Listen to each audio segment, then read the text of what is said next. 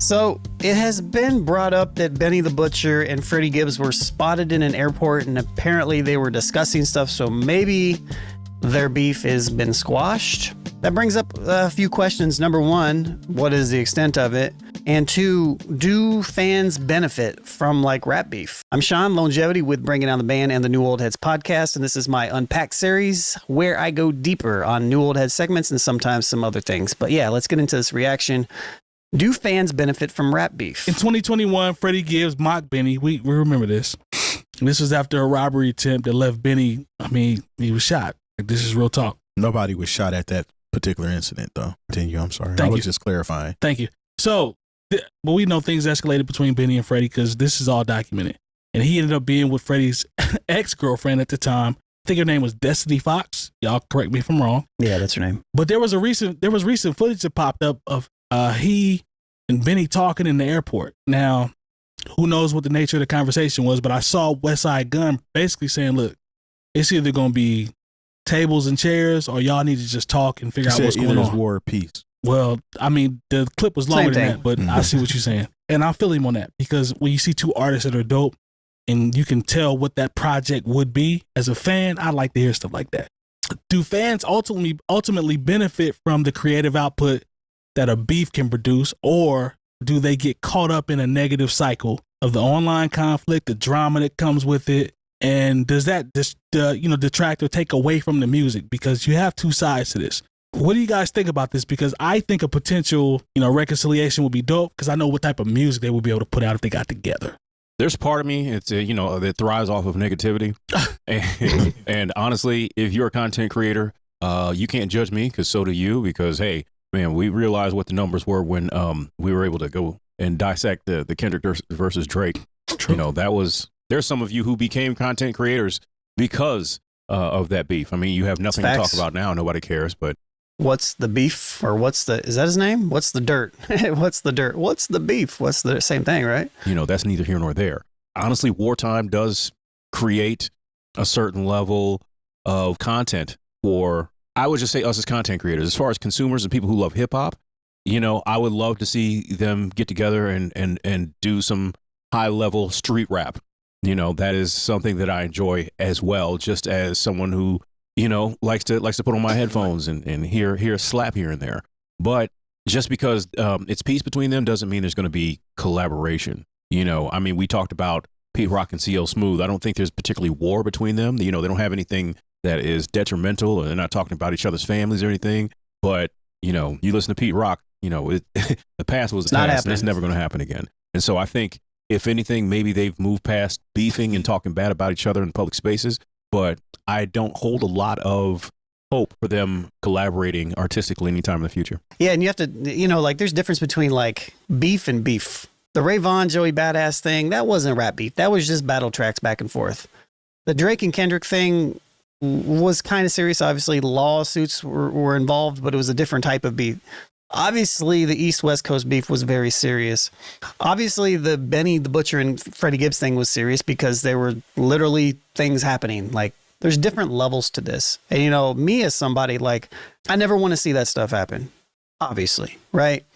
But I'm also somebody that, I'm not a huge fan of just rap beefs back and forth anyways. I like the competitive nature of it. I'm more so on the side of like, let's make some good music and let's keep it moving. Like, if you want to put it in a rap, I guess that's okay. You know what I mean? But like, these are two grown ass men. Yeah, I'm just not a big fan of rap beefs, and I don't really think that it really produces anything positive. What you think, Nick? Like, do fans, do they get something from this, or is it really about just the music and them being able to? But we are in a content world, and everybody eats up this stuff. Obviously, that's the only reason we know who Academics is because of stuff like this. Pulled away from what could be in a different type of way in terms of the projects. Yeah, I think two things can be true at the same time. Mm-hmm. Unfortunately, we've seen many examples of great music that's come from beef. I don't know. I didn't even know that they were actually prepping to work together. Like, I wasn't even hip to that information. Well, it's not confirmed that they're, I guess prepping to work on anything. Is just more of a conversation that happened at the airport.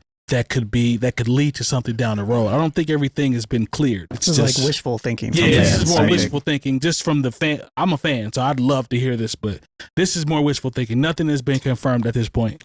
Yeah, and I think another added element to this Benny and Freddie thing is that they've made really good records before, and as artists, outside of the internal beef thing that they have together, they could probably make some really amazing music together as a combo. And, you know, as a fan, you'd like to see that, you know, but, you know, great music also comes from great relationships a lot of times. And if they don't have a great relationship, it's going to sound as such, you know, so. I mean, well, one thing we know about Freddie Gibbs and Benny the Butcher is they both like to talk about people. That's true. So, I mean, I kind of think this is just par for the course for what they both do. I mean, obviously, I know it's been covered, but, you know, Gibbs taking shots at people on his recent record, and Benny's done it plenty in the past. I mean, I don't know, man. Like, cats like that are gonna do that. They're gonna do that. Yeah. They're gonna make records talking crazy about people. And I'm sure some great music will come out of it. I mean, I don't know. I mean, I ain't mad at you. Are we gonna get a hit 'em up out of this? Who's to say? I don't know. Yeah, I don't know if I've mentioned this on the show before. Like, I'm not a huge. I know battling and rah rah rah is a part of hip hop, right? Yeah, fine, I'll concede that, but I don't necessarily enjoy it. You know, it's not something about like it would be cool to see. So I don't know, to answer the question. Like, I don't know if it really amplifies it for me. Like, okay. Like, it doesn't really do anything. I think it would just be cool if like two artists that were really good, that were kind of in the same pocket, got together and made more records together. So it would be cool if that happened, but you know. Does it feel like it's happened more recently? Like, is this kind of a touchstone because Drake specifically has been wrapped up in Kendrick and Pusha T and all of this stuff? I say maybe, but at the same time, like the Benny and Freddie thing is a lot older than, well, I guess it technically isn't. I would say the Drake and Kendrick stuff got brought to a head more recently, you know, but the Drake Kendrick stuff has been been simmering for a while, I guess. Or has it always permeated? Don't get me wrong. I know it's always been there. I know the LL Cool Mo D. We can go way back. I mean, I know that, but I'm just saying, like, well, what the Kendrick and Drake thing did is put it on like CBS News. It's just. And I will also say that one thing that we notice as content creators is that this is something that fans gravitate towards. This is something that hip hop fans, like if you run a hip hop show, our biggest segment on the New Old Heads is us deciphering Euphoria. And it's not that segment was anything better than anything else that we've done. You know, I wouldn't even put it in our top. We got over 1,000 segments out there. I wouldn't even put it probably in our top 500. You know what I mean? But because that's what people are looking for, that's what people like. And everything around the beef was just like, it was content haven for a while. So I feel like from a content perspective, us content creators know that when there is this conflict, it is driving clicks. And the way that all this stuff is set up, and it's so hard. This segment's probably not, I don't know if this is going to do very well. I don't know, right? But at the end of the day, like, usually the best segments that we have that are a little bit more nuanced or niche or something like that, they usually don't do well unless you have like a couple popular names you can throw in the title, or you can create some controversy. And it just sucks that it has to be like that, you know? Like, I really wish that it wasn't. I wish that this channel that has 116,000 subscribers, if I could just put it out there and the people that like this stuff would see it and would just be able to see it and click it. But, you know, that's not the case. You know, like almost every single video, like the people that are seeing it are people that aren't subscribed. And it's like, it's constantly pushing this For You algorithm. So this is kind of a different type of nuance to where like the media kind of perpetuates it in a way, which then in result, the tech companies perpetuate it because of how they're built through these algorithms. So it's almost like the beef aspect is perpetuated by the tech companies, which has nothing to do with hip hop, but everybody knows it. You know, the Ray Vaughn, Joey Badass, who else was a part? I forget. There was like 2 or 3 other, you know, there was the Joyner Lucas or Dave East, or who was the East Coast rapper that was rapping against Skepta or whatever, you know, like they know, you know what I mean? More high profile is this on our minds because of that? Because I mean, I don't think CNN is going to mention Gangsta Gibbs and Benny the Butcher. I think a lot of people have just seen this as a formula. Now, I honestly think that Benny and Freddie have some real issues going on. I agree. So I don't know any of the backstory on that. So to keep it short and sweet, something happened in Buffalo where Freddie was supposed to do a concert. He was in a restaurant with his baby mama /girlfriend. I think a chain or something was taken. he still did the show that night, and things kind of just ensued from there. I don't know how it initially started, but they've been jabbing at each other a little bit back and forth for years now.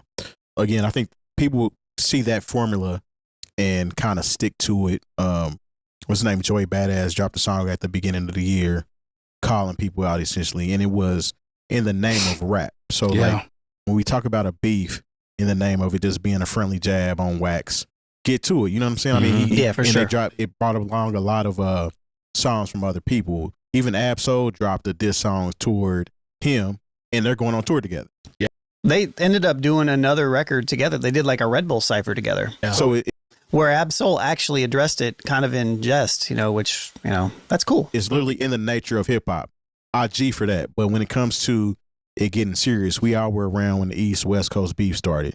And we seen what happened to two of the people that were at the top of the totem pole in the rap game. Yeah. You know what I'm saying? This literally leads to gunplay that leads to death. That's what I don't enjoy. Now, if we're having some friendly jabs to kind of, steel sharpen steel, I'm with that. But as far as like the fans benefiting and things like that, I mean, it's something to talk about online.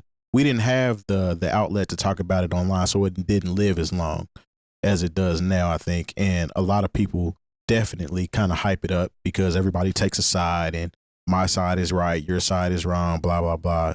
At the end of the day, these are rappers. This is their career. Yeah. And hopefully it doesn't escalate to something where, you know what I'm saying, dead rappers get better promotion. Yeah, true. You got anything to add, Lone? Are you straight? No, I'm good. No, honestly, I don't even think they made up. It was just a conversation. This is just people kind of thinking that they made up, and West Side Gun saying that it would be good for them to actually sit down and talk. I agree. Because this is neutral ground. Somewhere else, tables, like you said, will be moving or whatever, blah, blah, blah. Either it's war or it's peace.